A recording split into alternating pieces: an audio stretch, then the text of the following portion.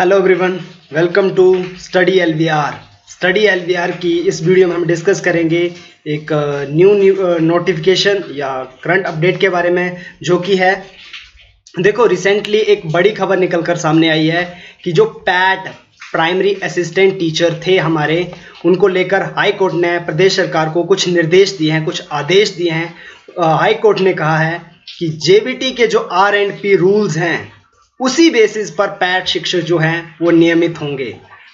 इस टॉपिक को डिटेल से डिस्कस करते हैं। Let's start. देखो, हुआ क्या था कि हमारे जो प्राइमरी असिस्टेंट टीचर थे, रिसेंटली उन्होंने जो सुप्रीम कोर्ट से अपने नियमितीकरण को लेकर जो था वो केस जीता था। फिर अगस्त के शुरुआत में हिमाचल प्रदेश की कैबिनेट मीटिंग में ये फैसला लिया गया कि पैट शिक्षक, सरकार ने ये फैसला लिया कि पैट शिक्षक जो है वो जेबीटी के R&P रूल्स के अकॉर्डिंग जो है वो उनको रेगुलराइज किया जाएगा, उनको नियमित किया जाएगा। ठीक है, लेकिन उसके बाद होता क्या है,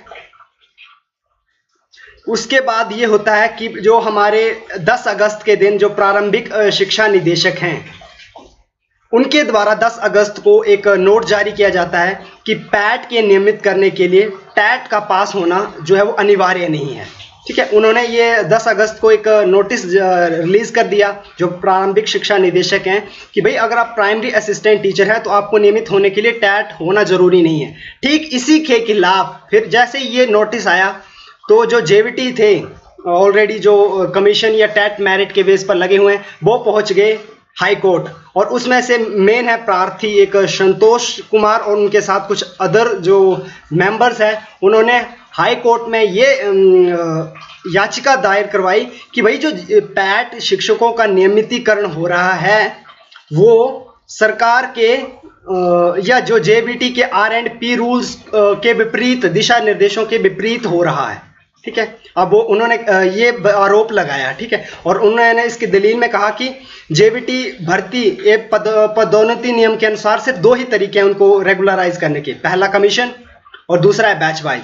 और वो भी उन्हें कैसे, जहां जैसे ये रिक्रूटमेंट होती है तो सबसे पहले कॉन्ट्रैक्ट लगता है। कॉन्ट्रैक्ट तो मुद्दा तो कॉन्ट्रैक्ट का है, यहां पर मेन बात शुरू होती है, कॉन्ट्रैक्ट। ठीक है, दूसरी तरफ एक ये है कि याचिका के माध्यम से अदालत को यह बताया गया कि जो कमीशन पास कर जेबीटी के पद पर अनुबंध आधार पर जो नौकरी कर रहे हैं और राज्य सरकार की पॉलिसी के अनुसार अपने नियमितीकरण का जो इंतजार कर रहे हैं, वो पैट से वरीयता सूची में जूनियर हो जाएंगे। ठीक है, क्योंकि अगर उनको एकदम से रेगुलराइज किया जाता है तो जो एक सिस्टमैटिक वे से टीचर रिक्रूट हुए हैं वो इस प्रोसेस जो है वो जूनियर बन जाएंगे। ठीक है, तो यही नहीं, प्राथमिक सहायक अध्यापकों का जो नियमितीकरण है वो बिना टैट के किया जा रहा है, जबकि NCET ने सरकार को ये बिल्कुल स्पष्ट कर दिया था कि स्कूल में अगर आप टीचर बनना चाहते हैं तो उसके लिए टैट पास अनिवार्य होना आवश्यक, एक नेसेसरी कंडीशन है।